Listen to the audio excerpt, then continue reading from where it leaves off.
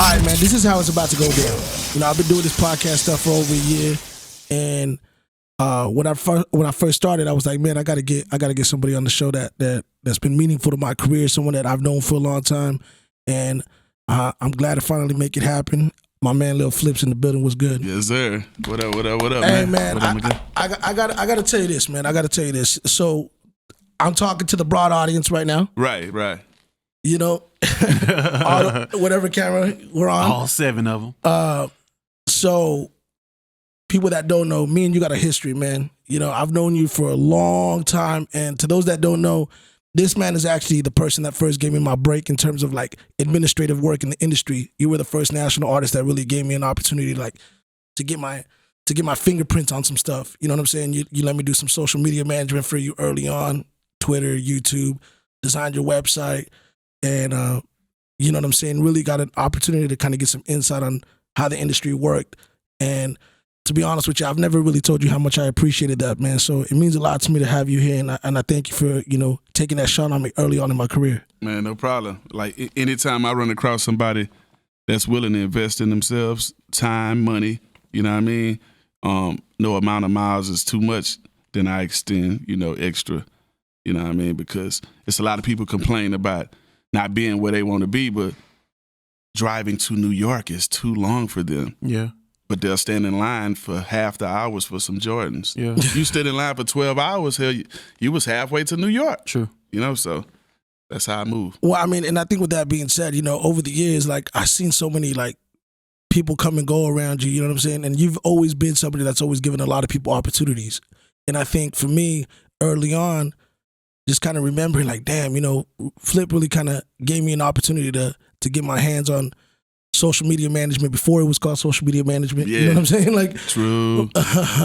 We were doing the website stuff. You know, I was booking you for shows. We made a lot of money together. And I think the biggest thing for me taking away from that whole situation is, like, when I was younger, I was so observing. You know, I went to your house. I got an opportunity to spend time with you in the studio. I saw how you worked. You were always all about trying to help put other people over, including myself. And I always go, man, you know what, Flip? And I never told you this then. What I could tell you now is, like, there were so many people that you put in position that, in my opinion, then maybe I may have not had the voice that I have now, but I didn't feel like they deserved your help then. You know what I'm saying? Like, Right. I felt like you were giving so many people opportunities. You were creating so many opportunities for so many people at that time. And it's like, God damn, Flip, like, they don't deserve to be around you, bro. But I wasn't in a position to tell you that then. You know what I'm saying? Now I could look back. I'm sure you know who and what situations may be referring to. But for you, why was it always so important to put people in position like that, to give people that break, you know? Because the same effort that we put into buying Versace and all these top brands, why don't we put that effort into empowering people that you know? You know what I mean? Like, majority of the clothes I wear is like the underdogs, like people I meet off Instagram and in public. Like, man, I'm a designer and I'm trying to get my clothing line out. You know, can you rock this? You know what I mean? Can you give me a drop? Like, a lot of times money makes some artists be like, nah, if you ain't giving me no bag, I ain't finna give you no drop. You know what I mean? But sometimes I do it free. You know what I'm saying? It's 2020 now. I ain't doing it free no more. Yeah. But I've done a lot of that. I just feel like, you know, empowering the people. Like, what sense does it make for me to have a gang of people with me and I'm the only one with jury? Yeah.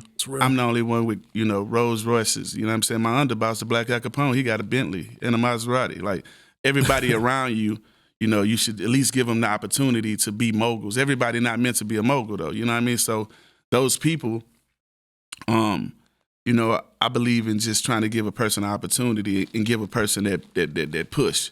Because a lot of those people looked up to me. Some of them wasn't the most talented. Some of them wasn't the smartest. Some of them didn't have the right attitudes, you know. But at the end of the day, when a person come to me and tell me, hey, man, your music got me through this, and my mama used to play this, and I should have listened was her favorite record, and you don't even curse that much, and blah, blah, blah, blah, you know, all these different things.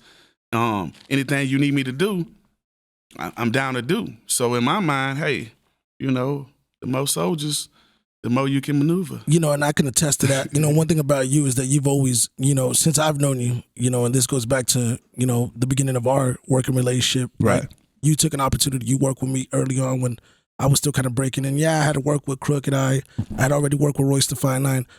But you were the first person out of Texas to like really put their arm around me, and I think that that's one thing that I've always admired about you is that you've always worked with indie artists. And then a lot of those people also, they help bring money to the table as well. Yeah. And I'm the type of person, like, if you bring money and opportunity to the table, you know what I'm saying, I'll go out my way to do extra, you know what I mean? Sure. Because, I mean, that's just how I was raised, you know what I mean? So you're a cat that helped me make $30,000 and you trying to rap, you know, I'm going to go the extra mile to get in the studio with you and try to help you rap on beat or help you, you know, put together your records because you didn't have to spend that money with me. You could have went to another artist and put that money in their pocket. So in my mind, you know, I just want to plant as many great seeds as possible. Were there any people that did that for you? You know what I'm saying? That you would like to shine a light on? You know what I'm saying? They made a... Yeah, of course. DJ Screw, the Fat Pats, everybody, Pimp C, Big Mo. You know, they all gave me something at one point or multiple points in my career. So for C-Note and the Botany Boys, you know, they embraced me. Jay Prince, you know what I mean? I learned a lot from him. He's like one of my mentors. Right. Snoop Dogg, you know what I'm saying? Devin the Dude. Wicked Cricket. It's a lot of people. Yeah. Bushwick Bill, you know, rest in peace. How old were you? You know what I'm saying? Like around Screw and all of them, like at that time, like. What people don't understand about me is like, if you born in my family, you doing music. Yeah. Like my grandmother played the piano. She was the choir director, right, for the church. So you born in my family, you singing in the choir whether you got a verse, a good voice or not. Yeah. Like you go be in the choir. And so I learned music. I learned how to play the piano, the drums, sing. You know what I'm saying? I know my notes. I know what I can hit. You know what I'm saying? I know how to stay in my range. Right. That's why a lot of my music is like melodical, like melody here and there. You know what I mean? Right. Because, you know, I write music and freestyle music from a different place. Right.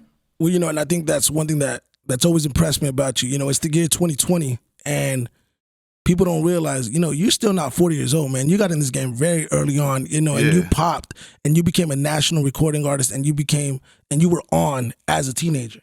Like, you were like Kevin Garnett. You know what I'm saying? Like like, LeBron. You know what I'm saying? For real. Like you in real life. Hey, straight From up. high school to the league. In real life. Like, and that's why a lot of the stuff, like people are like, why you ain't at this award show? Why you not?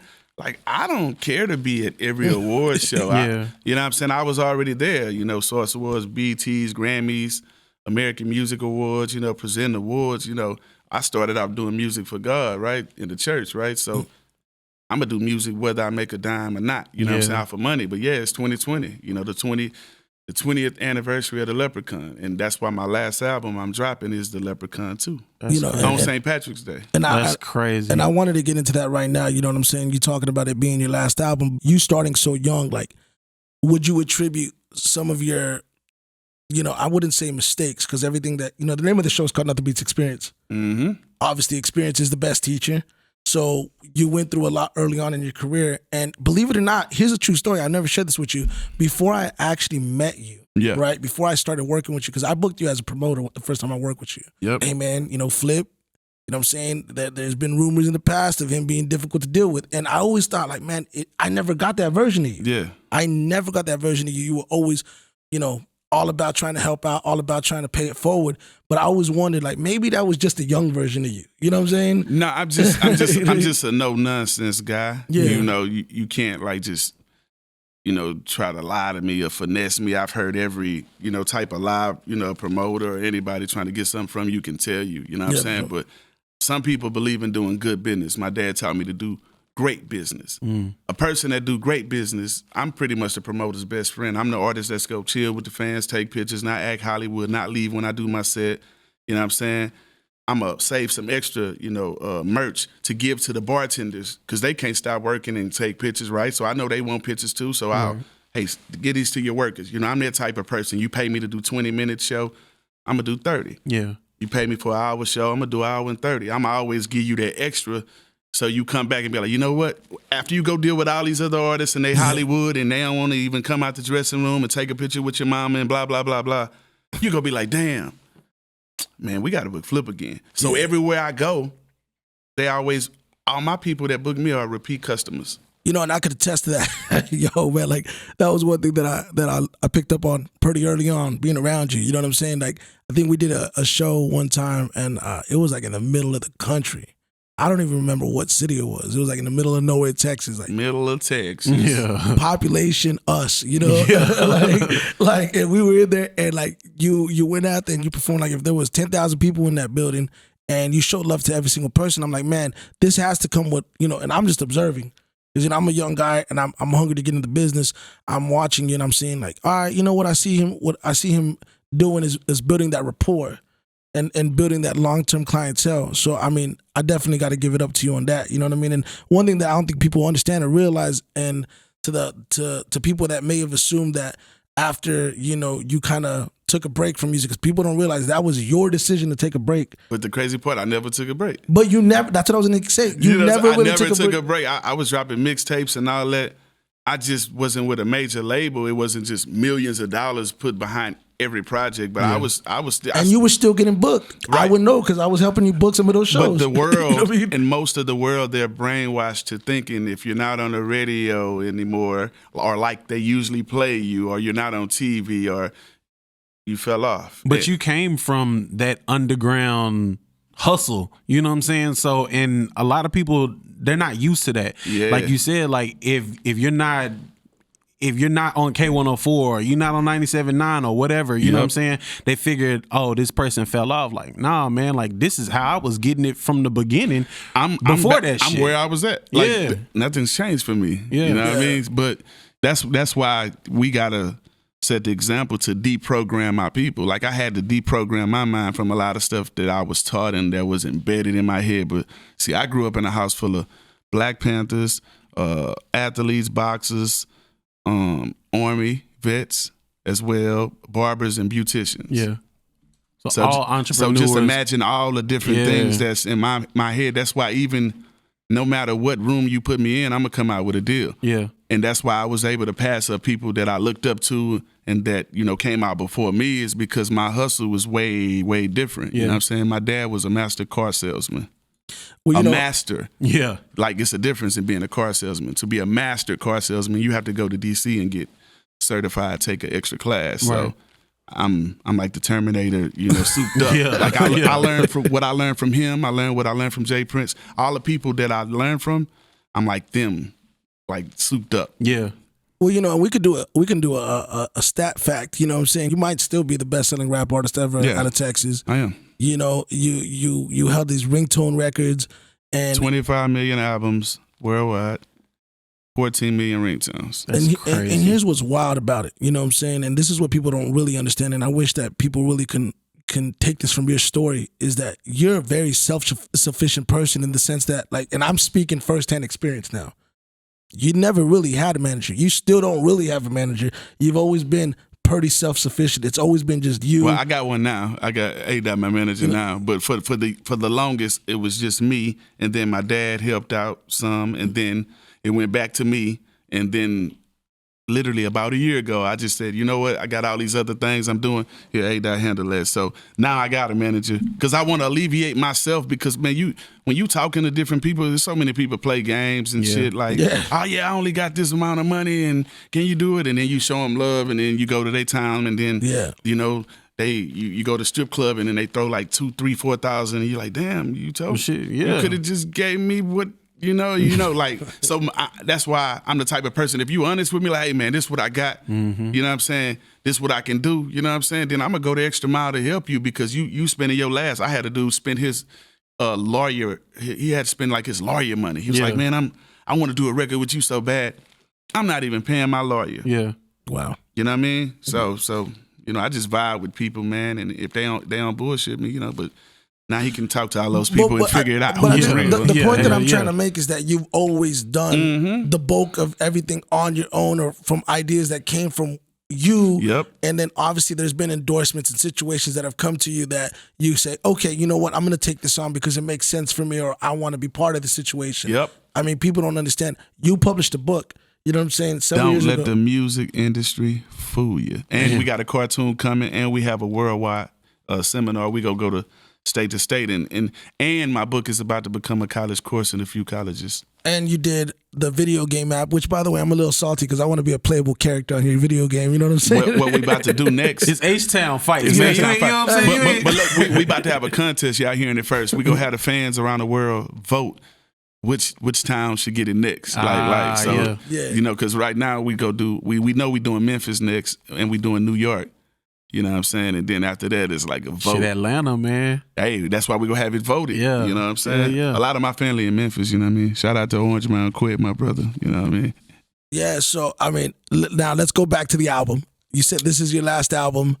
What does that really mean? Because, you know, we had Life Jennings on the show a few weeks ago, and he said, it's my last album. That don't mean I'm not going to stop making music. I'm still going to be releasing on Spotify in increments. I'm going to be doing these playlists. I mean, when you say it's your last album, what does that actually mean? My last solo album. So you and Zero are still going to drop an album together? Yeah, the collaboration albums are still happening. Me and Zero, we got like 3 records for Kings of the South Part 2.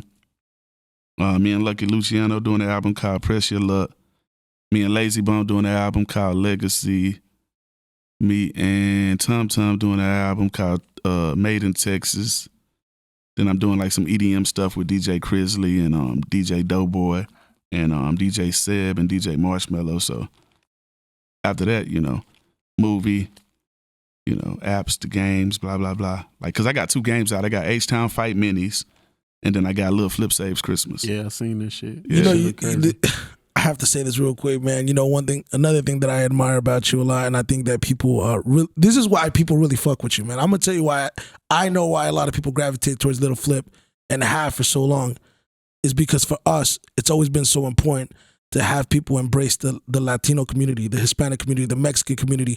And you had SPM on your projects early on. You work with SPM, you work with Lucky Luciano, you work with King Little G, you work with Capone E, Criminal, myself, so on and so forth. And you've worked with so many people over the years. I mean, you know how important that fan base is. You know what I'm saying? SPM called me an honorary Mexican. I talk to SPM like probably every 5-6 days, you know what I mean? I see you still working with Dope House. That's what I'm saying. You still working we with just shot a video with his daughter. With his daughter, right. And Big Shasta and his son. So the remix, you know, Southsider is Carly Coyd, and then it's Carlos Coyd Jr., then Big Shasta, then me. Oh, and Bushwick Bill is on that, and ESG is on the remix too that I'm on. So yeah, I talked to him, man. He got a lot of things he working on, and yeah, shout out to the boy. And every show I do, I scream free SPM. No, you know, and I chopped it up with him recently, but going back to it, like, let me just ask you, why was it important early on for you to acknowledge, you know, that fan base? Because let's be honest, there's very few artists that do that. You know, Pac was one of them. Mm-hmm. You know, whenever he said, you know, they can't be LA without Mexicans. Yeah. Like, that one line single-handedly like meant the world to the culture. Right. You know what I'm saying? Right. So I just kind of wanted to ask you about that. You know, it wasn't purposely. It was just more so. I don't see color. Like if I dig your energy and I feel like we can make some, you know, magic happen or whatever, or just bounce ideas. You know what I mean? Like I don't care about your race. But the dope part about it is I'm from Cloverland, so you got. Cloverland is in the middle. Yeah. South Acres is right there, and then Hillwood is right next to Cloverland. Gotcha. So we had to see him. Yeah. You know what I mean? We had to see South Park Mexican. Like every club I went to, and this is back when I'm 11, 12, 13, 14, every club I went to, the Hillwood poster with him standing in the fire was everywhere. I mean, in the bathrooms. I mean, it was like, I feel like he had like unlimited posters. Yeah. like, and so in my mind, I always learned. Yeah. I said, man, I'm gonna make sure my posters everywhere. Yeah, like I still put my own posters up to this day. Yeah. Not all of them, but like if I get to a club and we got to put up, I'm gonna put some up. I ain't gonna sit back like I'm Flip. Nah. And you know what? Like that speaks to a greater thing inside of you because, and what really made me look at that shit. Rick Ross was promoting not the last album, but the one before that. I think God Forgives I Don't, or one of the albums. Mm-hmm. But he literally hopped out of his Rolls Royce in the middle of Manhattan and put up these posters himself. Yeah. And that made me look at myself as an artist and say, if Ross is doing that shit, how the fuck can I think that I'm too good to do anything? You know what I'm saying? And like you said, you have managed yourself. It's like no one is gonna invest their time and energy into your success more than you. So like that shit is mad inspiring to, you know what I'm saying? To even still here 20 years in the game, I'm still nothing is beneath me to do that shit. You know what I'm saying? Like that shit is super super dope, man. Like Appreciate it. My one question I wanted to have for you is, you came up in SUC. You did. Those type of sessions, all of the stories I'm sure you have. Yeah. If you had to think back, and you know how everyone looks at Houston as so unified, and you know everyone's like, man, we need to be unified like Houston. I don't know if y'all hear it in Houston, but in Dallas, everybody always say, man, we got to be unified like Houston. Can you speak to the level of competition at that time though? Oh yeah, it was, because you had Paul Wall, Camille. Y'all really had SUC versus Swisher House. You know what I'm saying? Like y'all had a lot of fucking and what competition. did I do? I Martin Luther King that situation. Yeah. I was the first person out the Screwed Up Clique to go to the north side in the Burberry Jag with jewelry on, everything, and get on a Swisher House tape with OG Run C. Yeah. You know what I'm saying?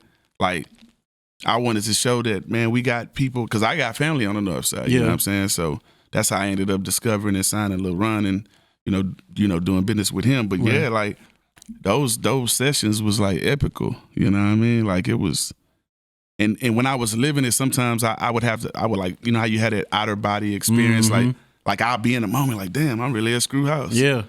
Damn, you know, this is what goes on. Like, you know what I mean? This was when I'm young, you know, because I had already been hanging around them because, you know, with the Botany Boys, you know, I was always on the scene at the right place, doing battles, running around town battling. So it was just dope to be there, you know what I mean? And it was competition. You know, I remember one time it was an impromptu battle, but I had to battle.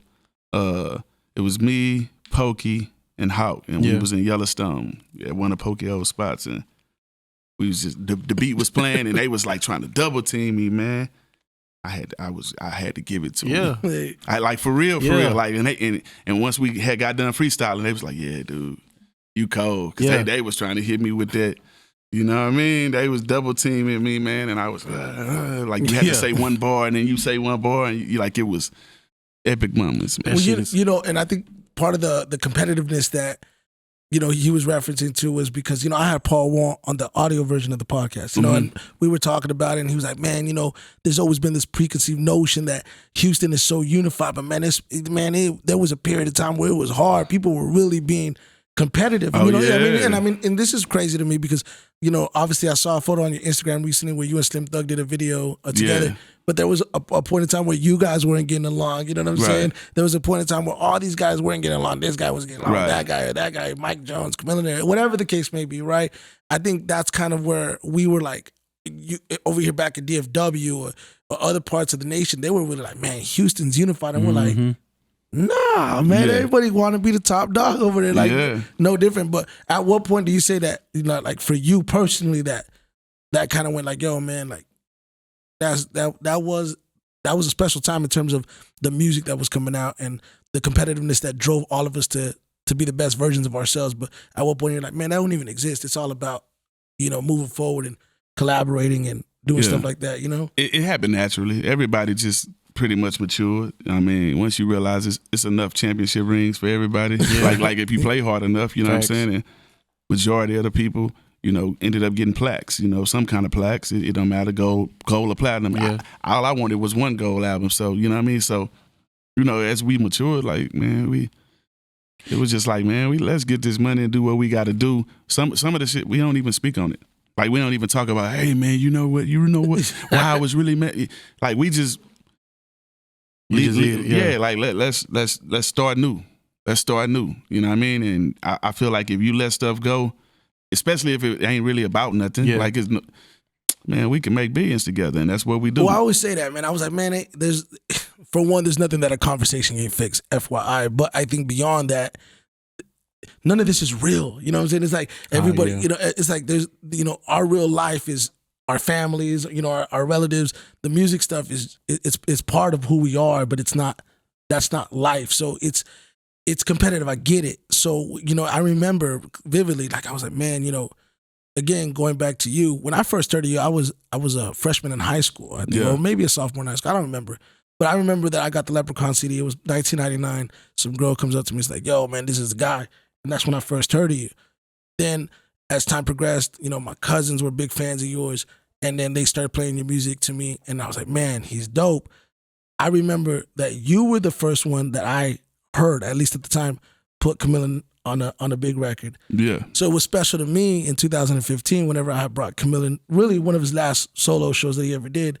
You text me, and I wasn't expecting you to text me like, yo, are you with Camilla? And he happened to be next to me. Yeah. And I put y'all on the phone, and then you performed with him that night. Yeah. And it was just like, man, that was so epic to me, because for me, it was just like, it was like watching two people that you grew up watching play ball on the court together. Yeah. You know what I'm saying? And that's how we do though in Houston. Like if I'm not busy or tied up, if I'm in the same town as Slim, Ro, whoever, Paul, it don't matter, Chameleon or whoever, if I don't have nothing to do, I'm gonna come to your event. And I don't have to perform. Like, how some people go, yeah, anytime I come, we got to do our record. Nah, Yeah. I know how to play the front and the back. You know what I mean? But I'm a come. You know what I'm saying? And that's what it's about. I remember I used to watch Flavor TV. Street You know Flavor what I'm TV, saying? yeah. Like, speak about how it feels to look back at that time and like, damn, we really started this shit. On the first single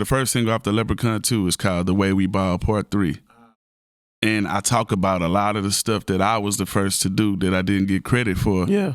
And like when you hear The Way We Ball Part 3, I'm gonna play it for y'all after this. Yeah. I'm gonna let y'all hear it. But it's crazy, man. But like, yeah, the double cups, the grills, the platinum grills, syrup, bro.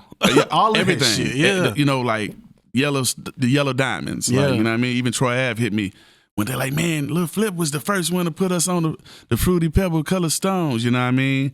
It's an old video where Boosie was doing a interview on MTV, and they was like, we see you, Boosie, with the big bracelets. And he said, man, I got this from Lil Flip. You know, like, it's different rappers that's not afraid to, give props, where it's at. But yeah, like. And shit, before, like, like nowadays it's meme culture, right? You know what I'm saying? Everybody want to make a meme, whatever. Right. I remember back then, bro, like the biggest insult was, nigga, that ain't platinum, that's a silvery check. Yeah. You know what I'm saying? Like, nah, like that shit, that shit was a great time. You know what I'm saying? Like just coming up, like, and it seemed like y'all just had a lot of fun. You know what I'm saying? It wasn't like a lot of pressure on y'all. Right. Like, y'all didn't have to be the most lyrical, you know what I'm saying, guy. Right. Like y'all just made good music, and this shit stood the test of times, you know what I'm saying? So yeah, well, thank you. I would say this, one of the things that I've kind of not even so much wanted to ask as much as just like talk about when we look back on not just your career, just you in general, where you're at in your life now. It's always, it's a hypothetical, but if you could go back and talk to a younger version of yourself and give that advice, or even better yet, give a younger artist that advice, because I know that, bro, I know you personally. Like, I've worked with you for years. I see these interviews and I see people asking you same old questions about old beats, whether it be about T.I. or whoever. And it's like, man, like that's old, you know what I'm saying? But just experiencing all the stuff that you've experienced throughout the course of your career and your life, what would you say is the one thing that just holds the most value in terms of career or in general, to take, in terms of advice, life advice, really, Nothing. I'm going to tell you why. Like I tell you, my whole family do music, other things, streets, athletes, barbers. I was already mentally prepared coming from the streets of how the music game was going to be, which is similar to the streets. Yeah. But you can't handle every situation in the music biz like you handle in the streets, because you'll fuck your bag up. Yeah. So everything that I've done has been calculated. It's a time to be a wolf and it's a time to be a sheep. Ooh. If you don't know when it's a time to be both, you know what I mean? Yeah. Then that's on you. So, everything I did was calculated. That I have no regrets, I have no regrets. I was prepared for it, Yeah, for sure. Is there anything that you can look back and say, like, or anything you can tell these up and coming artists such as myself or anyone, hey, watch out for that. don't spend your money on that. Do this. Yeah. Or, you know what I'm saying? Like, speak to those type of things. I mean, at the end of the day, we want to be fly, and I know a lot of new rappers. They're able to make more money. Like each generation makes more money. Yeah. Like people that came before, like the NBA, like back in the 70s, 80s, nobody was getting contracts, $100 million, $200. Yep. So the era that came before you, paved the way for you to get the bigger bag. You know what I mean? And a lot of times that money be coming so fast, they want to get the jewelry, and that's fine. I rapped about it and I did that, but at the same time, put some of that money up. Yeah. You don't have to have every red bottom that come out. They go get dirty. Yeah. You know what I'm saying? Like, just be more frugal of your money. Like, and what I've been taught is the richer you get, the smaller your jewelry gets. That's true. You know what I mean? That's Like, true. I still got all my jewelry. Like, I'll pull the big chains out when it's time. You know what I mean? But at the end of the day, you know what I mean? It's the time to shine and it's the time to grind. And you just gotta put up more money. You never know what's gonna happen. And if you work with people, take the time to talk to them. Yeah.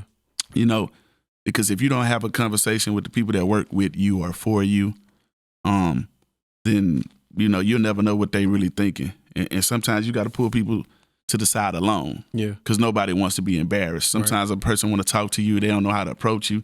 So just take the time to talk to your people, man, and don't be so hot-headed. Because the way you act, if you hot-headed and you do something dumb, it's gonna affect everybody around you. You know what I mean? You start some dumb shit, now you mess it up for your artist. Yeah.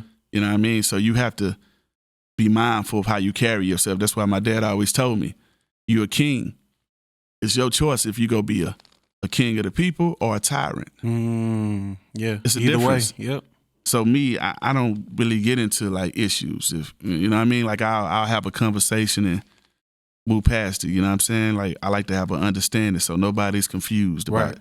And we move forward, man. Being 18, a lot of money, you know what I'm saying? Did you have this same mentality then, meaning like being hospitable to everybody that you meet? When you came in here, you shook everybody's hand. Hey, how's it going? You know what I'm saying? Like, how important is that at a young age when you're breaking out as the artist the same way you are 20 years later? You know what I'm saying? Well, my grandma told me, I call her Granny. My granny told me, even a dog deserves respect. Yeah. And that's just how I carry myself. Yeah. You know what I mean? Everybody deserves respect. You know what I mean? No matter what type of situation they in. That's how I look at it. But that's just how I was taught. My dad told me, your real name is Wesley. Yeah. Your stage name is Flip. Yeah. That's two different things. Yeah. Don't confuse the two. Don't forget who you are. Yeah. No matter what the situation is presented in front of you. Yeah. And so I don't forget who I am. One of my That's real, bro. this is random, but one of my favorite little Flip stories is that, back in the day, obviously things are different now, but the labels would send out these artists to do these promo runs, and they would have them do these radio runs, then send For them out free. for 30 days and like, go labor and go work these records. He was For free. He was the first person that I know that's been well documented that got paid for that. Oh, yeah. He was Thanks to my dad. He was like, wait a minute. You want me to tell my son to block off 30 days and him miss 30, however many days worth of paid shows. Back then, I was probably, if it's 30 days in a month, I probably was doing 20 shows, Sure. For free? And they was like, yeah, this is how everybody does it. This is the way. Yeah. He say, this Ain't ain't the way the, we he do say, it. I guess we about to be some Harriet Tubman motherfuckers in here. We finna change this shit up. Yeah. And yeah, so I negotiated, hey, give me some bread, you know what I mean? I give y'all a discount, give me like 20 bands or 30 bands. Give me 30 bands. Yeah. 1,000 a day, right? Just give me 30 bands to go on this promo run, give it up to me up front, I go. I look at it like, hey, I made 30 bands up front and I'm just doing stuff. But then what happened was doing these shows, and I'm in one of these markets, Louisiana to be exact, and which is one of my biggest markets. And so I do a show and the promoter come in the back.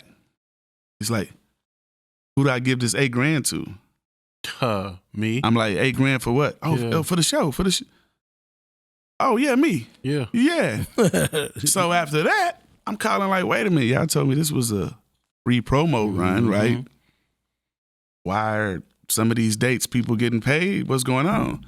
So after that, I just never really trusted like the way, labels work if they not honest. You know what I mean? Like it's some people that's honest, you know what I mean? But after that, I saw the game for what it really was, which I was already pre-programmed on what to look out for. Right. But sometimes it's things that people can warn you, but once you get in that ring, it might be some things that they didn't think about because they didn't think that far. And then you're like, oh, okay, add this to the list of, so that's why I wrote the book, Don't Let the Music Industry Fool You. Big ass bank loan. You know what I mean? That's what it is. Bro, I'm like, hey, bandos. And I didn't, so what have y'all been charging? Hey, bandos each show. I didn't miss out on. Come on, man. That's why they gave you the 30. Because they like, well, shit, we made 135. Man. You know what I'm saying? But like, how do you feel it is, the music industry is then versus now? I mean, the only thing changed now is streams.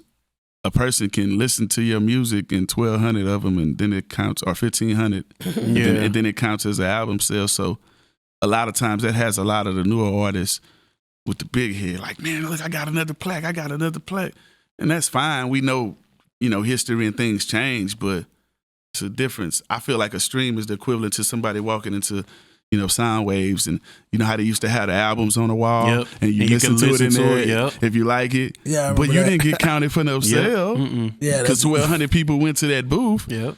So they giving out plaques. Like now, the plaques they don't really mean nothing. Man, like you know what I'm saying? Like you made me miss Sam Goody with that. Bro, remember Sam Goody or Virgin Megastore. Sam Goody. I was gonna say that one too. Yeah, but we had Houston. We had Soundwaves. It was crazy. But yeah, Sam Goody too. With that in mind, how were you approaching Leprechaun 2? Man, just like it's my most personal album, my most lyrical album. I know fans like, man, last album. That's why I gave them a severance package. I put out La Clover Nostra in March. I put out Black Friday 2. I put out The Music Machine on. What was that? We had Black Friday, and then we had Halloween. Yeah, on Black Friday, I put out The Music Machine, and I let the fans help make the album. Yeah. They helped pick the beats. I streamed on Instagram, Lil Flip 713, follow. Yeah. Hey. But I streamed live on Instagram and Facebook, and I went through beats. And I'm like, y'all like this beat? And I was like, yeah. What it sound like to y'all? Oh, yeah, something about Meet Me at the Money. So I let them help me name the records. I let them help me. That's dope. And I made the album. So I put out The Music Machine. That has live instrumentation like throughout the whole album. Then on Valentine's Day, I'm dropping No Feelings, an album straight for the ladies. And then I'm dropping Feelings straight for the ladies, and I'm dropping No Feelings for the streets. Oh, yeah. And then St. Patrick's Day, the Leprechaun 2. But it's my most lyrical album. It's my most, and the King Life album is like my other most lyrical album. It's a double album I put out like 2 years ago. Like the streaming game is either you put 45 songs on the album or you put 11. You know what I'm saying? Like what strategy are you going with? Like how many songs do you think that you're gonna put on Leprechaun 2 or No Love? Or the first Leprechaun was a double album. It was like 28 or something like that. I forgot something. No, it wasn't, because it was 20 on this one and it was just 4. And then the other albums I started putting more on this too. But strategy wise, I'm just doing what I do. No Feelings, I think it'll be like 11 records. Yeah. Feelings is like 15 or 18. I just go off of what I'm feeling. Yeah. I don't get too caught up in the. Got you. You're not playing the numbers game. Not all the time. Yeah. Like sometimes, hey, what I feel. Yeah. It's done. Because you should be able to listen to your project and be like, okay, it's done. Yeah. Depending on your standards. Yeah. You know what I mean? Damn, I'm a record away. Or you know what I'm saying? Yeah. Because me, I like to balance my records unless it's a concept album. Oh, yeah, I dropped the Coneheads album too on 420. We got Devin and Snoop on there. Like, I didn't drop so many projects. If you type my name, and it's notable people on there. 2 Chainz on some of the songs. Yeah, I remember that. Young Bleed, 8-Ball MJG. I got a record tucked away with E40. I got some records tucked away, Yeah, man, I've been to the studio with you, man. I remember you had a line in one of your records. You like, I drop a track in 15 minutes. Yeah. You really do. And I think before we wrap up here, you know what I'm saying, I wanted to ask, like, you've done a lot, you've accomplished a lot. What's left for you to do, and what's the plan moving forward? Like, you know, what's the next phase of your career? I would say, you know. Man, working on everything. Video games, like I got a video game coming out. It's gonna be crazy. I can't say the name. What else? Entrepreneurship. Yeah, my podcast coming. The Truth Shall Set You Free podcast coming. My movie is coming. Are we doing a biopic? Yeah. Who's playing you? Hey. We go, like I said, I'm strategic. We go announce everything. Yeah, I got you. At the correct time. But I'm doing that. I got a couple shows coming as far as like TV. You know what I mean, where we helping entrepreneurs. I got a couple little reality show things. Me and Twister, we got an EP we go drop, and we also have a reality show we doing. And I got a few strains coming. I put a lot of my art on. Like a lot of people don't know I paint. I see that, man. We paint, and I put my stuff like on yoga pants, workout pants for women. I put them on t-shirts, socks, boxes, jackets. So I'm gonna get more in tune with my art, and I'll be doing like art shows, selling paintings for $50,000. You know what I'm saying? Yep. $1 million. You know what I mean? Like right now, I do paint with flips. Like I travel over the world. Like on 420 in Denver. Like last year, we did paint with flip. You know what I'm saying? Well, man, check it out, bro. I just got booked as an artist to play Fortress Fest, which is coming up in April in Fort Worth, and that is literally one of the biggest festivals in the country. They did 15,000 people last year. Dope. I need you to come on stage with me this year, man. So I'm gonna talk to you off the record, you know. You got to book me early, cause I'm letting you know that. I'll give you the sound like you got a lot going on, bro. Yeah, bro. We about to go crazy. All the places that helped make the first Leprechaun what it is. Yeah, I'm going to all those places. Yeah, that's huge, bro. And we go rock out. The stage show go be epical. It's gonna be epical. Like, cause I believe in wowing a person. You know what absolutely. I mean? When you see my show, I want you to be like, wow. Yeah. You know, some people you go see that shit like, it was cool. Yeah. I want you to be like, wow. Yo, man, it's real. Yeah. He can It's freestyle. an experience. Like you giving them an experience. Absolutely, man. Well, before we get you out of here, man, I gotta ask you for one favor. I already know. You just see the segue? Hey, you know what I'm saying? It ain't gotta be long, man, but I gotta get a freestyle You from gotta give me a beat, man. Yo, Mo, where you at, baby? First time meeting in the building. You know what time it is. Flip, show the business, baby. Let's go. I'm in the booth. Like Benny Siegel say, nigga, I spit the truth. I hit the button and then the roof. It went poof. I'm getting money like the Maloofs, and all my niggas is shoot. I'm front row watching LSU. Pour drink in my Mountain Dew. I got a trap off of Fountain View. That's on the southwest. Rest in peace to Mafio. That's Big Steve. He represented Walt's Nest. I'm from H-Town. The real H-Town. If rap don't work, we got bricks on the Greyhound. 25 lighters on my dresser. Yes, sir. You ain't smoking gas like a Tesla. I bet you. A lot of these rappers, I swear they lying. You ain't never had prostitutes on Harry Hines. I'm pimping like I'm Rilo the pimp. Go to Papa Do's, 25 for the shrimp platter. It don't matter, gotta get the garlic bread. Go wash your mouth, don't you give me garlic head. Yeah. Exotic pop, I keep it in my cup. And you ain't shit if you ain't been screwed up, nigga. I'm from H-Town, we on the mega bus. In Memphis, man, they drink Tuss. I'm jamming money bag, yo, new shit, time served. Lime served, that's green drink. 50 in the tank, the coupe all black. It look like Shabba Rank. Shabba. Everywhere I go, you know I'm strapped up. I say the brick mummified cause it's wrapped up. Yeah. I just talked to Big Shasta. I had to call AAA. That shit happened to me today. I had a flat, but had a spare in the back. I got my hair plaited and I'm back. About to get a tat. I spit crack, propane, butane. Fiends lining up like my hood was Soul Train. Purple haze like I'm Killer Cam. Want a feature? Go to MoneyGram. Yeah. Hey, I could do the slow or the fast raps. You want a verse? Nigga, hit me on my cash app. and that's what it is, man. Little Flip, man. I appreciate you stopping by. Fucking legend. Hey, this my brother right here, man. You know what I'm Yes, saying? sir. For real, man. Y'all make sure to show love to my man, Lil Flip 713 family since day one, man. Always held me down, and I appreciate you coming out once again, man. Love but love, free SPM, man. Shout out to Revolut, JJ the Freestyle Prince in the building, B10 Pillar. Ain't nothing but love, man. Yes, Rest sir. in peace, Nipsey Hussle, Big T, DJ Screw, Wicked Cricket. The marathon continues, and DJ Big Red, get well. I'm about to go to this club and pop some bottles. Yiddy! Yeah, Let's go.